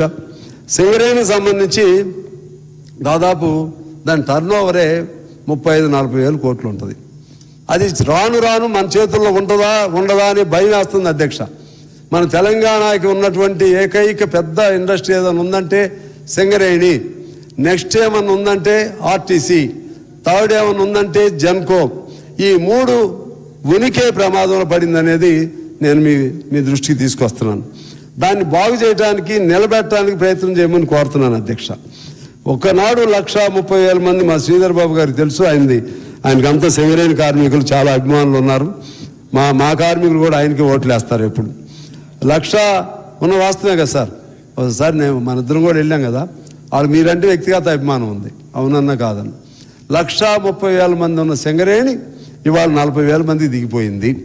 కొత్త మైన్స్ సంగతి ఏమైందో తెలియదు. ఉన్న మైన్స్నేమో గందరగోళం చేసుకుంటున్నాం. ఆ టెండరో ఈ టెండర్లు గొడవ జరుగుతూ ఉంది. అదేవిధంగా ఆ ఉన్న మైన్స్లో కూడా అది ఓబీ వరకే టెండర్లు జరగట్లేదు. కోల్ ఎక్స్ట్రాక్షన్ కూడా వాళ్ళకి ఇస్తున్నారు. కోల్ వాడికి ఇవ్వకూడదు. కోల్ ఇవ్వటం అంటే మైన్స్ మొత్తం అయిపోయినట్లే. వాళ్ళు ఏదో లెక్క చెప్తున్నారు, ఈ 40,000 కూడా కొండరు 24,000 మందికి వస్తారని చెప్పి చెప్తున్నారు అధ్యక్ష. దాంతో సింగరేణి డౌట్గా ఉంది. తర్వాత ఆర్టీసీకి సంబంధించి అధ్యక్ష, ఆర్టీసీ ఆస్తులు 2 లక్షల కోట్ల పైన ఉంటుంది అధ్యక్ష. ఆర్టీసీ ఆస్తులు 2 లక్షల కోట్లు. ఈ ఆర్టీసీని ఉంచరా నాకు పెద్ద డౌట్గా ఉంది. ఎందుకంటే మీరు ఎలక్ట్రికల్ బస్సులు పెట్టండి, తప్పులేదు, అన్నీ మనం కొనలేరు. ఆ ఎలక్ట్రికల్ బస్సులు పెట్టి ఇంతకుముందు ప్రైవేట్ బస్సులు నడిపారు కదా, ప్రైవేట్ బస్సులు ఆర్టీసీ కింద పెట్టారు కదా, అట్లనే ఎలక్ట్రికల్ బస్సుల్ని ఆర్టీసీ కింద పెట్టుకోండి. ఆర్టీసీ కింద పెట్టుకోకపోతే వాళ్ళకే బస్సులు ఇచ్చి వాళ్ళకే షెడ్లు ఇస్తే రాను ఆర్టీసీ ఉంటుందా ఉండదా? లక్షల కోట్లు విలువైనటువంటి ఇటువంటి ప్రభుత్వ భూముల్ని, ప్రభుత్వ ఆస్తుల్ని ఏం చేస్తారు, ఏం చేయాలని ఆలోచన చేస్తున్నారో మీరు ఆలోచన చేయమని నేను కోరుతా ఉన్నాను. అదేవిధంగా జెన్కో ఉంది. జెన్కో సంబంధించి కూడా 50,000 కోట్లు జెన్కో వాడు సింగరేణి కట్టాలి. ఆ డబ్బులు ఏమవుతున్నాయి, ఎటు పోతున్నాయి జెన్కో డబ్బులు? ఆలోచన చేయండి ఇవన్నీ. అదేవిధంగా సాఫ్ట్వేర్ రంగం ఉంది అధ్యక్ష. సాఫ్ట్వేర్ పిల్లలు, నేను అనేకసార్లు చెప్తున్నాను, సాఫ్ట్వేర్ వాళ్ళ రక్త మాంసాలు పీలుస్తున్నారు. అసలు ఆ కంపెనీల పైన ఏమన్నా మనకు హక్కు ఉందా? ఆ కంపెనీలు మన చట్టాల పరిధిలోకి ఏమైనా వస్తారా? అసలు ఉన్న చట్టాలే రద్దు చేస్తున్నారు. కనీసం మనం వాళ్ళని చెక్ చేసే అవసరమైన ఉందా లేదా? ఏమంటే భయపడుతున్నారంట. కొద్దిగా ఒత్తిడి పెడితే సాఫ్ట్వేర్ కంపెనీలు రావంట, వాడు పోతాడంట. అట్లని చెప్పి వాడు ఇష్టం వచ్చినట్టు చేస్తుంటే మనం ఎట్లా? మినిమం మన సిగాసి ఏదో చూసాం, చచ్చిపోయారు, దిక్కు మొక్కలేదు అధ్యక్ష. చట్టాలు లేవు, దాన్ని కాపాడేవాడు లేడు, కార్మికుడికి హక్కులు లేవు, పరిశ్రమలు ఎప్పుడు ఎవడు పెట్టుకుంటాడో తెలియదు, వాడిపైన కంట్రోల్ లేదు. ఈ పరిస్థితులు ఉంటే ఈ సాఫ్ట్వేర్ కంపెనీలు కూడా కొద్ది రోజులకి ఏఐ వచ్చిన తర్వాత ఈ పిల్లలు కూడా రోడ్డును పడతారు. ఇప్పటివరకు మన హైదరాబాద్కి ఎక్కువ ఆదాయం వాళ్ళ ద్వారా వస్తుంది, వాళ్ళు కూడా రోడ్డును పడతారు. రేపు మీకు భవిష్యత్తులో హైదరాబాద్కి కూడా ఇబ్బంది వస్తుంది అనేది నా అభిప్రాయం అధ్యక్ష. తర్వాత ఇంకో మంచి పని చేస్తున్నారు మీరు, దానికి నేను అభినందన తెలియజేస్తున్నాను. ఎందుకంటే అది కొద్ది మీకు ఇనిషియల్ ప్రాబ్లమ్స్ ఉన్నప్పటికీ కూడా హైడ్రాలో చాలా ఆస్తులు మీరు రికవర్ చేశారు, సంతోషమే. కొద్దిగా అత్యుత్సాహం చూపెట్టకుండా ఉంటే మంచి హైడ్రా అనేది మంచి ఎఫర్ట్, అందులో తప్పులేదు. హిల్ట్ పొల్యూషన్ ఖచ్చితంగా అవునన్నా కాదన్నా బయటికి తీసుకెళ్లాల్సిందే. పొల్యూషన్ ఇండస్ట్రీస్ని మంచిది, జాగ్రత్తగా తప్పులు జరగకుండా జాగ్రత్త చూసుకుంటే మంచిది. మూసి అవునన్నా కాదన్నా మూసి శుద్ధి ఉండాల్సిందే. ఒక బ్యూటిఫికేషనే కాదు, rejuvenation of Musi is very much needed, ఉండాల్సిందే. అయితే ఎవరిది దెబ్బ మీరు పిలవండి, వాళ్ళని ఎవరి ఇళ్ళు పోతాయో వాళ్ళని పిలవండి, ఉండాలి. వాళ్ళకు కూడా తెలుసు, వాళ్ళు కూడా చెప్పారుగా ఉండాలని. కేసీఆర్ గారు కూడా మూసి శుద్ధి చేయాలన్నారు కదా. అయితే పాయింట్ ఏంటంటే మీరు దయచేసి ఆ విక్టిమైజ్డ్గా, లేకపోతే విక్టిమైజ్డ్ కాదు, దాని సఫరర్స్గా ఎవరవుతారో వాళ్ళని పిలిచి వాళ్ళతో మాట్లాడి వాళ్ళని ఒప్పించి వాళ్ళని మెప్పించి తద్వారా వాళ్ళని కూడా భాగస్వాములుగా చేస్తే మీరు హ్యాపీగా ఉంటారు. చేసేది మీకు కాదు, అది మీకోసం కాదు, ఇది ఫ్యూచర్ జనరేషన్స్ కోసం చేస్తున్నారు, భవిష్యత్ తరాల కోసం చేస్తున్నారు. భవిష్యత్ తరాల కోసం చేసినప్పుడు తొందరపడొద్దు, కానీ ఆపొద్దు స్కీమ్. ఈ ఖచ్చితంగా మంచి పనులే, మిమ్మల్ని అప్రిషియేట్ చేస్తున్నాను. అదేవిధంగా ఈ మధ్య ఒక ఎఫర్ట్ ఏదో పెట్టారు, ఎంఓయూలు 5,75,000 కోట్లు అన్నారు. అది వర్కౌట్ అయ్యేట్టుగా చేస్తే అది కొంత మనకి ఉపయోగం ఉంటుంది. అదేవిధంగా తర్వాత డీసెంట్రలైజేషన్ అవసరం అధ్యక్ష. మొత్తం హైదరాబాద్ మీద పెడుతున్నారు అధ్యక్ష. ఎడ్యుకేషన్ అయినా హైదరాబాద్ మీద పెడుతున్నారు, ఇండస్ట్రీస్ అయినా హైదరాబాద్ మీద పెడుతున్నారు, లేకపోతే రోడ్లైనా హైదరాబాద్ మీద పెడుతున్నారు, ఫ్లైఓవర్లైనా హైదరాబాద్ మీద పెడుతున్నారు, బ్రిడ్జెస్ అయినా హైదరాబాద్, మొత్తం హైదరాబాదేనా మొత్తం. రేపేదన్నా మరి అంతే కదా, అమ్మాయి చెప్పేది, మినిస్టర్ గారు చెప్పేది కరెక్టే కదా. డబ్బులు కావాలని కట్టి శిస్తులేమో అక్కడి నుంచి కడుతున్నాం, శిస్తులు ఆడి నుంచి నీకు హైదరాబాదా. నా భయం ఏంటంటే రేపు ఏదన్నా యుద్ధం వచ్చిందనుకోండి, యుద్ధం వస్తే ఏమో వచ్చిందనుకో, వాడు ఇంకెక్కడ వెళ్ళాల్సిన పని లేదు, హైదరాబాద్ని పెట్టుకుంటే లక్ష్యం అయిపోయింది మొత్తం. అందుకనే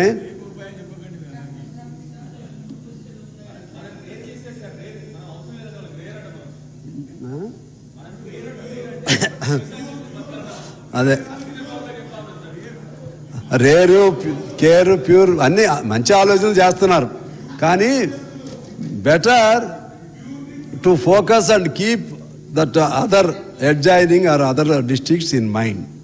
టౌన్స్ కూడా జిల్లా కేంద్రాలను డెవలప్ చేయండి, జిల్లాలో ఉన్నటువంటి పెద్ద పట్టణాలను డెవలప్ చేయండి, అక్కడ ఎడ్యుకేషన్ పెట్టండి. ఎందుకంటే it is called vision, it is long vision. Long vision అంటే ఇక్కడ మన చుట్టే కాదు, మొత్తంగా చూస్తే Telangana, every village is part of Telangana, not only Hyderabad. దానిపైన మీరు శ్రద్ధ పెట్టమని కోరుతున్నాను అధ్యక్ష. ఇక ప్రాజెక్టులకు సంబంధించి ఇప్పుడు బడ్జెట్లో 22,000 అధ్యక్ష తొందరగానే ముగిస్తున్నాయి. ఇవాళ ఇంకా చాలా పేజీలు ఉన్నాయి, కానీ మళ్ళీ మీకు ఇబ్బంది అయింది, వాటి జోలికి వెళ్ళను. అది ఇంక 2-3 అంశాలు క్లోజ్ చేస్తాను. ప్రాజెక్టులకు సంబంధించి 22,596 పెట్టారు అధ్యక్ష. పోయినసారి కూడా అంతే ఉంది. దీనిలో 24 ఉన్నాయండి, 24 ఇమీడియట్గా మీరు చేయాల్సినవి. దాని ఖర్చు 2 లక్షల కోట్లు వస్తుంది అధ్యక్ష. 2 లక్షలు మొత్తం పూర్తి చేయాలంటే మీరు పెడుతుంది 22,596. అందులో ప్రగతి అంటే ఇది మన ప్రణాళిక సగం 11,000 కోట్లు చిల్లర పోయింది, మిగిలింది జీతబత్యాలు. ఇట్లా 11,000తో ఎప్పుడు పూర్తి చేస్తారు? ఎప్పుడు మొదలైనవి ఇవి? ఎప్పుడంటే రాజశేఖర రెడ్డి గారి కాలంలో జలయజ్ఞం పేరుతో మొదలైనవి అధ్యక్ష. ఇవి అప్పుడు మొదలయ్యి ఇప్పుడు 26కి వస్తున్నాం. ఇప్పుడు కూడా పూర్తిగా ఏది కాకపోవటం అనేది వారిదా వీరిదా తప్పని అన్ను. I find fault with the system. ఎవరైతే అధికారంలో ఉన్నారో వాళ్ళు దాని మీద సరైన మైండ్ పెట్టలేకపోతున్నారు. అధికారులు కానీ పాలకులు కానీ పెట్టి ముందు ప్రయారిటైజ్డ్గా చిన్నవి పూర్తి చేసేసేయండి, చెన్నై పూర్తి చేయండి, మీరు కొంత ఫ్రీ అవుతారు. ఇంకో మాట చెప్పాలంటే ఇవి ఎంతకాలం నడిస్తే అంత ఇవి ఏటీఎంలు అంటున్నారు. ఎంతకాలం నడిస్తే అంత ఏటీఎం లాగా ఉంటాయని. దీని నుంచి బయటపడాలి అధ్యక్ష. దీని నుంచి బయటపడితే మీరు సక్సెస్ అవుతారు. నేను చెప్పే ప్రతిదీ కూడా ఇండస్ట్రీస్ కానీ లేకపోతే ప్రాజెక్టులు కానీ ప్రతిదీ కూడా ఇందాక చెప్పినట్టు అసైన్మెంట్ ల్యాండ్స్ కానీ ఇవన్నీ కూడా మీకు డబ్బులు వచ్చే మార్గాలు చెప్తున్నా. డబ్బులు లేవు అనేది అనకుండా వీటి మీద మీరు జాగ్రత్తగా ఉండి అవినీతి జరగకుండా మన రాజీవ్ గాంధీ గారు చెప్పారండి, మనం పెట్టే రూపాయలో పావలా కూడా అసలు ఖర్చు కావట్లేదని చెప్పారు. ఏమి అందులో I don't differ at all. Even ఇంకా తగ్గింది ఏమైనా ఉంటే అది ఎట్లా పోతున్నాయో తెలియదు మనకి. నిజాయితీగానే ఉంటాడు, ఆ పనిలో ఉండేవాడు ఆ పనిలోనే ఉంటాడు. కానీ పని అయితే అంతిమంగా కావట్లేదు. దానిపైన మీరు జాగ్రత్త చేయాల్సిన అవసరం ఉంది. ఇంకొకటి చెప్తున్నా, ధవళేశ్వరం కృష్ణా బ్యారేజీ, నాగార్జున సాగర్ ఎన్నేళ్ళైంది అధ్యక్ష కట్టి? వాటికి ఏమైనా ఉందా? చలనం ఏం లేదు, హాయిగా ఉన్నాయి. ఇప్పుడు ఎందుకు పోతున్నాయి? Because ATMs system is a failure. దీనిపైన జాగ్రత్తగా చేయాల్సిన అవసరం ఉందని మీకు తెలియజేస్తున్నా అధ్యక్ష. ఇక విద్యారంగానికి సంబంధించి 26,674 కోట్లు పెట్టారు. 8.2 జనరల్ డిమాండ్ ఈజ్ 20%. దాన్ని పోయినట్టుగా కొద్దిగా పెంచారు, ఇంకా పెంచాల్సిన అవసరం ఉంది అధ్యక్ష. దీనిలో చాలా ఉన్నాయి, ఏమేమి తప్పులు ఎట్లా జరుగుతున్నాయి. ప్రధానంగా ఇప్పుడు నార్వే లాంటి అక్కడ స్కాండినేవియన్ దేశాలు ఉంటాయి అధ్యక్ష. స్కాండినేవియన్ దేశాల్లో డెన్మార్క్, నార్వే, స్వీడన్, ఫిన్లాండ్ అక్కడ సివిల్ సర్వీస్ అధికారులాగా ఉపాధ్యాయులను సెలెక్ట్ చేస్తారు. సివిల్ సర్వీస్కి మనం ఇక్కడ ఎట్లా చేస్తామో వడబోసి ఉపాధ్యాయులు చేసి almost they are paid on par with IAS officers. అందువలన always they stand first with regard education among all countries of the world. Norway's అందులో నుంచి మంచి ఏమైనా జరిగితే చూడండి సార్. ఎందుకంటే డబ్బులు అవుతున్నాయి, ఖర్చులు అవుతున్నాయి, కానీ స్టాండర్డ్స్కి వచ్చేసరికి చాలా అన్యాయమైన స్టాండర్డ్స్లో ఉన్నాం. అందువల్ల మనకు కూడా ఇండియన్ టీచర్ సర్వీస్ లాంటిది ఒకటి నెలకొల్పితే మంచిది. ఇంజనీరింగ్ కాలేజీలు పుట్టగొడుగుల్లాగా వస్తున్నాయి, పరిశోధనలు లేవు. హైదరాబాద్లో ఇప్పుడు స్కిల్ యూనివర్సిటీ, స్పోర్ట్స్ యూనివర్సిటీ ఇవి రావడం సంతోషమే. దానికి సిఎస్ఆర్ ఫండ్స్ కూడా ఉపయోగించుకోండి. అదేవిధంగా పాఠశాలల్లో 8వ తరగతి చదివినాడు 2వ తరగతి చదవలేకపోతున్నాడు, తెలుగు చదవలేకపోతున్నాడు, మరుగుదొడ్లు లేవు, ఇంకా లెక్కలు రావు. ఇలా అన్ని అంశాల్లో చూస్తే చదువు అంటే చదువు ఉంది, కానీ ఏముందా పుస్తకం చదవమంటే ఏమీ చదవలేని పరిస్థితి పిల్లలు. దానిపైన ఎలా దీనిపైన శ్రద్ధ పెడతారు, ఎలా బాధ్యతను మనకి గవర్నమెంట్ టీచర్స్ని ఎలా బాధ్యులను చేస్తారు, ప్రైవేట్ స్కూల్స్ని నియంత్రణలో ఎలా. ప్రైవేట్ స్కూల్స్ ఏం బాగుండలేదు, దీన్ని బట్టి ఏం బాగున్నాయని కాదు, ఇది ఓవరాల్ లెక్కలు. ప్రైవేట్లోనూ అంతే ఉన్నాయి, ప్రైవేట్లోనేమో మెషన్స్ లాగా అవుతున్నారు, మార్కులు సంపాదించుకున్నారు తప్పితే ఇన్డెప్త్ నాలెడ్జ్ అందులో లేదు, ఇందులో లేదు. విద్యా వ్యవస్థను ప్రక్షాళన చేయాల్సినటువంటి అవసరం ఉందని నేను మీ దృష్టికి తీసుకొస్తున్నాను. వాళ్ళకి ఆట స్థలాలు కానీ ఇటువంటి అన్నీ కూడా పెట్టాలి. ఇందులో మంచి స్కీమ్ ఏంటంటే మధ్యాహ్న భోజన పథకం తెచ్చారు, అది సంతోషం. ఎందువల్లంటే మానవ అభివృద్ధి చూసుకుని ఇప్పుడు మనం ఎక్కడో ఉన్నాం, వెనుకున్నాం. ఇటువంటి వాటి వలన ఉపయోగం జరుగుతుంది. ఉదయం పూట టిఫిన్ ఇంత ముందు కూడా ఉన్నది, అది కూడా మంచి స్కీమే. కాబట్టి ఇటువంటి చేస్తూ వాళ్ళ క్వాలిటీ పిల్లల్లో స్టాండర్డ్స్ని పెంచేదానికి ఏం చేస్తున్నారో ఈ మధ్య మురళీ గారి కమిటీ వేశారు. ఇంకా అందులో కూడా మంచి ఏంటో చెడు ఏంటో అన్ని చూడమని కోరుతున్నాను. అలాగే యూనివర్సిటీకి సంబంధించి మనం నేను లెక్క కూడా చెప్పాను. అనేక ఓన్లీ 10% పర్మనెంట్ ప్రొఫెసర్స్ ఉన్నారు, మిగిలిన వాళ్ళు ప్రొఫెసర్స్ లేరు అధ్యక్ష. అదంతా కూడా అవర్ బేస్డ్ లేకపోతే గెస్ట్ లెక్చరర్స్ లేకపోతే గెస్ట్ ప్రొఫెసర్స్ ఇట్లా ఉంటుంది. దానివల్ల అంత చదువుకి ఏమి నాణ్యత లేదు. వైద్యానికి సంబంధించి అధ్యక్ష 1000 మంది పేషెంట్స్కి ఒక డాక్టర్ ఉండాలి. మన దేశంలో మన దగ్గర 1800 మందికి ఒక డాక్టర్ ఉన్నారు. దాన్ని అదేవిధంగా పిహెచ్సిఎల్లో 21% నుంచి 60% ఖాళీలు అలాగే ఉన్నాయి. అదేవిధంగా కిడ్నీ క్యాన్సర్ లాంటి సీరియస్ జబ్బు చేస్తే ప్రాణాలు కోల్పోవడమే.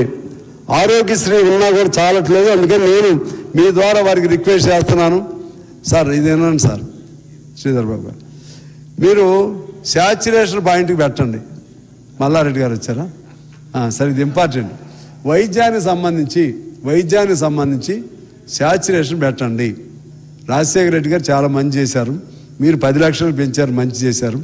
అయినా సగం మందికి ఆ జబ్బులకి ఈ డబ్బులు చాలట్లేదు. మధ్యలో తిరిగి వస్తున్నారు, మధ్యలో చనిపోతున్నారు, లేకపోతే ప్రాణాల మీద ఆశ వదిలేసి ఇళ్లలోనే ఉంటున్నారు. దీన్ని కూడా పూర్తిగా మీరు ఎందుకు చేయలేరని నేను అడుగుతున్నా. చేయండి, ఎట్లయినా ఖర్చులు అవుతున్నాయి కదా. విద్య ఇది ఈ రెండు కూడా 100% శాచ్యురేషన్ చేయండి సార్, మీరు మంచి పేరు వస్తుంది. ఉన్నదానిలో నాకు తెలిసి నిమ్స్ వాళ్ళు బాగుంది సార్. నాకు నిమ్స్ అంటే మనకి చిన్న చూపు కదా. నిమ్స్లో మీ ఎల్ఓసి ఇమీడియట్గా పని అవుతుంది. ఎల్ఓసి చాలా పేదవాడికి చాలా మంచి జరుగుతుంది. ఆ తర్వాత ఇంకా చెప్పాలంటే సీఎం రిలీఫ్ ఇమీడియట్గా వస్తుంది. మిగిలిన ఆయన బకాయిలు ఉంటాయి నాకు తెలియదు, కానీ ఈ రెండు మాత్రం బాగా జరుగుతుంది. నేను మీకు అప్రిసియేషన్ తెలియజేస్తున్నాను అధ్యక్ష. తర్వాత పంచాయతీరాజ్కి సంబంధించి 33,688 కోట్లు కేటాయించారు, 10.39. దీనిలో ఎప్పుడు అడిగిన సీతక్క గారు వెంటనే శాంక్షన్ ఇస్తుంది, నాకు అది సంతోషం. మా దగ్గర కూడా వచ్చారు, కానీ పని చేయడానికి ఎవరు రావట్లేదు.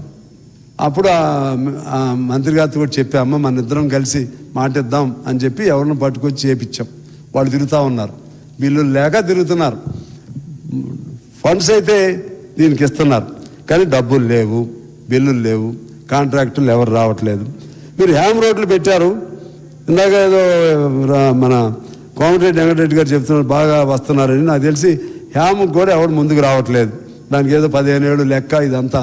దాన్ని ఎట్లా చేస్తారో కానీ అభివృద్ధి అనేది ఇందాక చెప్పాను 38,000 కోట్లు పాతదైతే ఇప్పుడు 47,000 కోట్లకి తీసుకొచ్చారు మీరు. ప్రణాళిక వ్యయం, ఇది ఎక్స్పెండిచర్ వ్యయం అంటే అందులో వరకే మీరు ఖర్చు పెట్టగలుగుతారు, మిగిలిన ఖర్చు పెట్టలేరు. ఖర్చు అంటే ఇది ఆస్తుల కల్పనకి క్యాపిటల్ ఎక్స్పెండిచర్, అందులో మాత్రం పెట్టగలుగుతారు.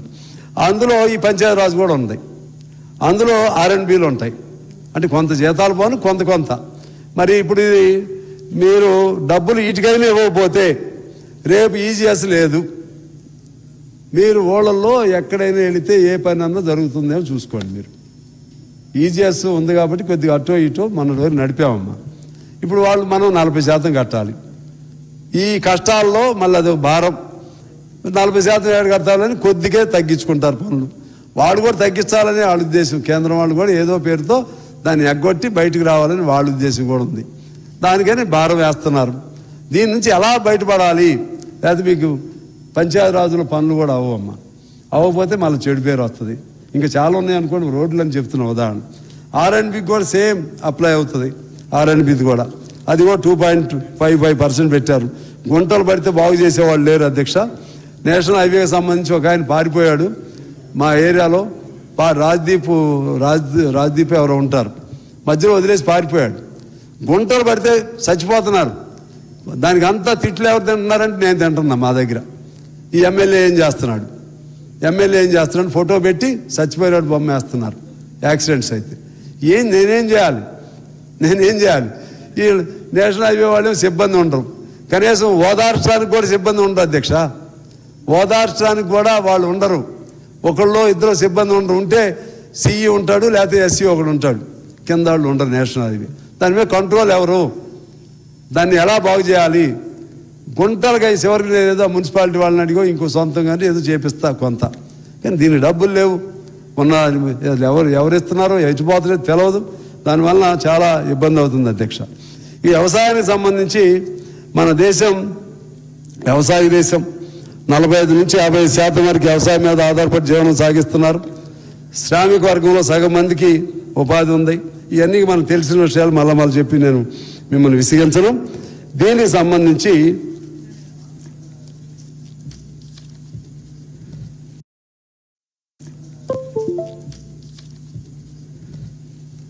ఈ రైతు బీమా అనేది ఎందుకు లేదో చెప్పాలి సార్. రైతు బీమా వాళ్ళది కేంద్రంలో ఒక స్కీమ్ ఉండేది, అది ఇన్ని రోజులు మనం వాడుకోలేదు. మనది లేదు, ఇప్పుడు అటు లేదు ఇటు లేదు. రైతు బీమా మోటార్ సైకిల్ దెబ్బతింటే వాడికి బీమా ఉంటుంది. దేశానికి వెన్నేముకైనా రైతుకి బీమా లేకపోతే ఎట్లాగూ? రైతు బీమాని మళ్ళా అమలు చేయడానికి ప్రయత్నం చేయమని కోరుతున్నాను. అదేవిధంగా కొత్త పంటలు ఎలా వ్యవసాయం లాభసాటిదని రుజువు చేయాలంటే ఎలా చేయాలి? ఇప్పుడు మన ఆయిల్ ఫామ్ లాంటి మా తుమ్మల గారు కొంత ప్రయోగం చేస్తున్నారు. అటువంటి ఏదైనా వస్తే ప్రయత్నం చేయండి. అదేవిధంగా దీనికి సంబంధించి ఈ బోనస్కి సంబంధించి కొన్నిటికి అది మంచి స్కీమ్, బాగుంది. బోనస్ వడ్లకి ఇచ్చారు చూసారా, మంచి చెప్తున్నా. నేను వెళ్ళాను, మీకు ఇది రుణమాఫీ కొద్దిగా ఇబ్బంది జరిగినా కొంతమంది ఇబ్బంది అన్న ఆ బోనస్ వల్ల సంతోషపడ్డారు.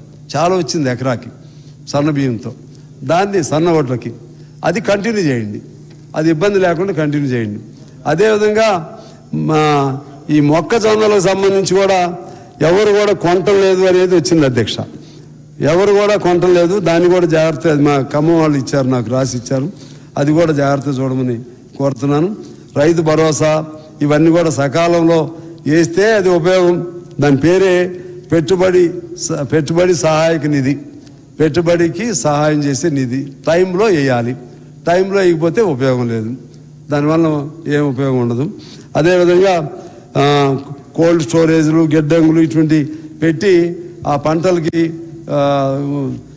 పంటలు రైతుకి చెడిపోకుండా ఉండే విధంగా చేయాలి. తర్వాత దీనిలోని ఒక ధరల నిర్ణాయక ఒక ఫండ్, అంటే ధరలు ఎక్కువ తక్కువ అయినప్పుడు దాన్ని స్టెబిలైజ్ చేయడం కోసం మార్కెట్ కన్సాలిడేటెడ్ ఫండ్ అంటారు అధ్యక్ష.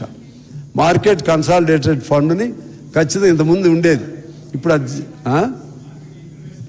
మార్కెట్ ఇంటర్వెన్షన్ దాని మీద కూడా మీరు జాగ్రత్త చేసి వ్యవసాయ రంగాన్ని కూడా బాగా ఉంచుకోవాల్సిన అవసరం ఉందని నేను కోరుతున్నాను. ఇంకా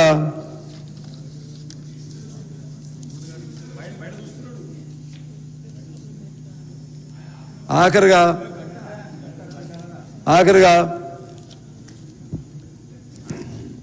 హోంశాఖ ఉంది అధ్యక్ష. ఈ హోంశాఖకు సంబంధించి హోంలో పనిచేసే పోలీసులు వాళ్ళని చూస్తే మామూలు వాళ్ళకేం భయం పోలీసు అంటే, కానీ పోలీసులు ఇది ఒక కొత్త రకం బానిసల జీవితం వాళ్ళది, కొత్త రకం బానిసలు వాళ్ళు అన్ని రకాల డ్యూటీలు చేయాలి అధ్యక్ష. వాళ్ళు ఆర్డినరీ సిస్టమ్ అంట, పై వాళ్ళ దగ్గర వీళ్ళు పనిచేయాలి. ఏదో చిన్నాడిని పెద్దాడు కొడితే పెద్దాడిని ఇంకో పెద్దాడు కొట్టినట్టుగా ఈ చిన్న పోలీసులే బలవుతున్నారు అధ్యక్ష. వాళ్ళకి సరెండర్ లీవ్స్ కానీ, లేకపోతే టీఏలు కానీ, డిఏలు కానీ, పిఆర్సీలు కానీ వాళ్ళే దొరికారు అధ్యక్ష. మన కాపలా కాసేది వాళ్ళే ఎంతగా. అందుకని ఇందాక నేను చెప్పినట్టుగా అవి ఎట్లయినా పట్టుకురండి, ఈ బకాయిలు పట్టుకొచ్చి వీళ్ళందరూ బకాయిలు తీర్చడానికి ప్రయత్నం చేయండి, లేకపోతే పోలీసులతో కూడా మనకి ఇబ్బంది అవుతుంది. ఇంకోటి నేను మనం చేసేది ఏంటంటే, ట్రాఫిక్ పోలీసులు తమిళనాడులో ఓ సిస్టమ్ ఉంది అధ్యక్ష. తమిళనాడులో ఏంటంటే ట్రాఫిక్ పోలీసులకి కూర్చునే ప్రొవిజన్ కూడా ఉంటుంది, ట్రాఫిక్ పోలీసులకి. ఇక్కడ వాళ్ళు నిలబడే ఉండాల్సిందే, ఎండైనా వానైనా సరే. అందుకని కొద్దిగా సంస్కరణలు తీసుకుని వస్తే బాగుంటుందని తెలియజేస్తూ, అంతిమంగా మన బడ్జెట్ వ్యక్తి కేంద్రంగా ఉండాలి అంటే దాదాపు 2 కోట్ల మంది ఈపీఎఫ్ పొందుతున్న వారు 1,20,00,000 మంది ఉన్నారు. భవన నిర్మాణ కార్మికులు 26 లక్షల మంది ఉన్నారు. హమాలీలు 15 లక్షల మంది ఉన్నారు. ప్రభుత్వ సర్వీసుల్లో పబ్లిక్ సెక్టార్లో పనిచేసే తాత్కాలిక ఉద్యోగస్తులు గవర్నమెంట్ ఇచ్చిన లెక్కే అంటే అవుట్సోర్సింగ్ వాళ్ళు 4,68,000 మంది ఉన్నారు. అదేవిధంగా 66,000 బిల్డింగుల్లో పనిచేసే వాళ్ళు ఉన్నారు. అదర్ అవుట్సోర్సింగ్ వాళ్ళు 1,14,000 మంది ఉన్నారు. వ్యవసాయ కూలీలు 50 లక్షల మంది ఉన్నారు. మొత్తం సగం జనాభా అసంఘటిత రంగంలో ఉన్నారు. ఆ అసంఘటిత రంగానికి ఏదైనా మేలు చేయాలంటే ప్రభుత్వ ఉద్యోగం, ఈ మధ్య సెంట్రల్ గవర్నమెంట్ ఒక స్కీమ్ మొదలుపెట్టింది అధ్యక్ష, అది ఇంకా ముందుకు పోలేదు, ఆగింది. ప్రభుత్వ ఉద్యోగులకు ఎలా పెన్షన్ వస్తుందో ఆ పద్ధతుల్లో వీళ్ళకి పిఎఫ్ ఇటువంటి ఏర్పాటు చేసి కొంత అతను కట్టుకోవాలి, కొంత గవర్నమెంట్ ఇవ్వాలి, కొంత అతను ఎక్కడ ఇప్పుడు అమారి ఉన్నాడు ఆ షాపులు పనిచేస్తే ఆ షాప్ అతను కొంత అట్లా పెడితే ఇప్పుడు ఇచ్చే ఈ 1,000, 2,000 లేకపోతే 4,000 కంటే కనీసం 10,000 15,000 ప్రతి అసంఘటిత రంగం వర్కర్కి కూడా పెన్షన్ ఇది కేంద్రం అమలు చేయడానికి ప్రయత్నం చేస్తుంది. మీరు కూడా స్టడీ చేయండి, వాళ్ళు మీరు కలిస్తే అప్పుడు అందరికీ ఈ బెనిఫిట్స్ ఉంటాయి. రాష్ట్రంలో నేను ఇంతకుముందు చెప్పినట్లుగా వ్యక్తి కేంద్రిత బడ్జెట్, రియల్ బడ్జెట్ అంటే అది, ఆ వైపుగా మీరు శ్రద్ధ పెట్టాలని కోరుతూ మీ అందరికీ నా తక్కువ మంది ఉన్నారు విన్నందుకు, మీకు ఎక్కువ సమయం ఇచ్చినందుకు అధ్యక్షుల వారికి నేను తక్కువ ఇవాళ మీకోసం మీకు వాళ్ళు వింటున్నా ఇందాడు నుంచి పక్కన ఉండాలి వింటున్నా అంత కూడా 20 నిమిషాలు క్లోజ్ చేసేవాళ్ళు. మీకు నమస్కారాలతో సెలవు. Thank you.